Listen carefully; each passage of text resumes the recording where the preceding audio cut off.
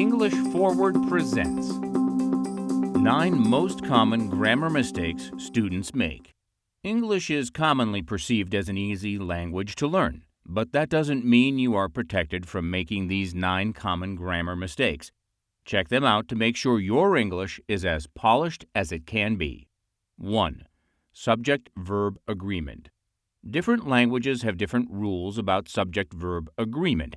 However, when speaking or writing in English, you have to make sure the subject and the verb in a sentence are either both singular or both plural. Have a look at the examples below to see what we mean. Examples: the dog always barks at the postman. Dogs and wolves like to howl at the moon. As you can see, when you refer to one dog, you have to use the third-person singular form of the verb, while when you're referring to a group of dogs, you have to use the third-person plural form of the verb. 2. It's versus its. One of the most common difficulties students experience when learning English is making the decision about whether or not to use an apostrophe. It is actually a very easy differentiation. When you talk about possession, you don't need the apostrophe. And when you want to say something is or has, you put the apostrophe. Example: the kid lost its hat. It's a blue hat. The kid has possession over the hat, which is why you should not put an apostrophe in the first sentence. However, in the second sentence, the subject is the hat itself, which means you are actually saying it is a blue hat. So you need the apostrophe in that case. 3. Adjective order. If you don't want to sound like a Martian, you have to order your adjectives correctly. There is a simple order which adjectives in English follow.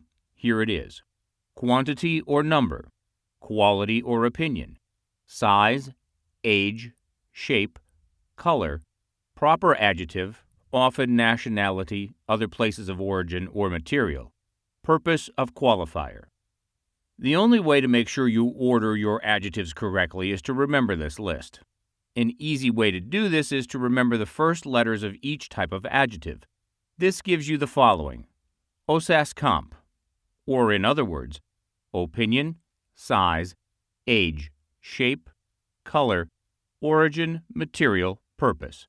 If remembering boring combinations of letters is hard for you, associate them in a sentence like this: on Sunday and Saturday, cool oysters make parties. 4. Switching up words because they sound similar. Even when you're writing in English, there is always a chance you might switch up accept or accept.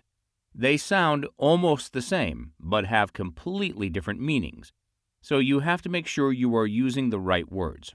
Check out the examples below. 1. You need to accept the invitation in order to attend the party. 2. Most people can attend the party except for those without an invitation. 5.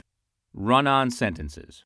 Run-on sentences are one of the most difficult things for students to get away from. English allows speakers and writers to include an indefinite number of clauses to a sentence, but this means you are in a risk of creating a long, boring sentence without any meaning. Try to stay away from sentences like this one. Students can take up any class they like. They need to sign up for it beforehand. To avoid run-on sentences, try to separate independent clauses into separate sentences. The example below will sound much better if it is structured like this: students can take up any class they want. They need to sign up for it beforehand. 6. Sentence sprawl. Building on the problem with run-on sentences, a sentence sprawl means that you have included too many equally important clauses to your sentence, so it becomes hard to read and meaningless. Here is an example of a sentence sprawl. A class had been planned for Wednesday, November 18, but some people were not going to be available at that time, so the university rescheduled it for Friday, November 20, and then everyone would be able to attend. There is nothing grammatically wrong with this sentence, but it sounds heavy, and many people might get confused when reading it. It is always advisable to split such sentences in order to improve the readability of your texts. 7. Split infinitives. Split infinitives usually occur when you want to enhance the meaning of an infinitive verb by adding an adverb to it. Unfortunately, if you place the adverb between the to and the verb, you are creating a split infinitive, which sounds a little sloppy in English. Check out these examples of split infinitives and read them out loud to see what we mean. 1. He used to secretly talk to her. 2. I have to really watch how they behave. Many experts believe these sentences would sound way better without the split infinitive and written like this. 1. He secretly used to talk to her. 2. I really have to watch how they behave. 8. There.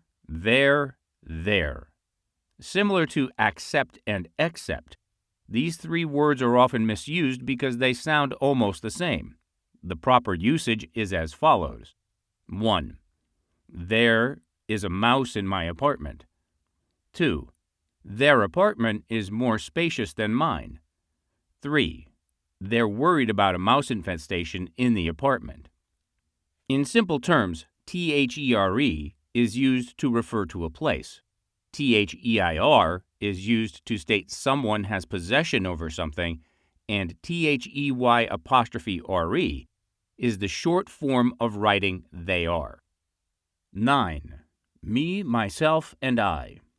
Using the right pronoun when referring to yourself in a sentence is one of the most important things you should learn if you want to be fluent in English. This is a very common mistake even with native speakers. Check out these examples to get a grasp of how these personal pronouns are used. Correct usage of the subject pronoun I. 1. I spoke to my father on Sunday. 2. My father and I spoke on Sunday. Correct usage of the object pronoun me. 1. My father asked me a question. 2. My father got me a birthday present. Correct usage of the reflexive pronoun myself. 1. I bought myself a birthday present. 2. I did all the cleaning by myself. As you can see, these are three different types of pronouns, and they should be used accordingly. How will avoiding these errors help you? Once you get the hang of all these common grammar mistakes and start excluding them from your speech and writing, your English fluency will improve dramatically. It is important to keep track of such grammar rules because a rich vocabulary is not enough if you want to consider yourself fluent in English. Of course, we are always available to help you if you want to go a step further and improve your English proficiency even more. Check out the rest of our informational pieces and the services we provide if you are looking to better your understanding and use of this amazing language. You were listening to an English Forward production, the web's largest Learn English community and Q&A site. Everything you need to understand and improve your English. Visit EnglishForward.com.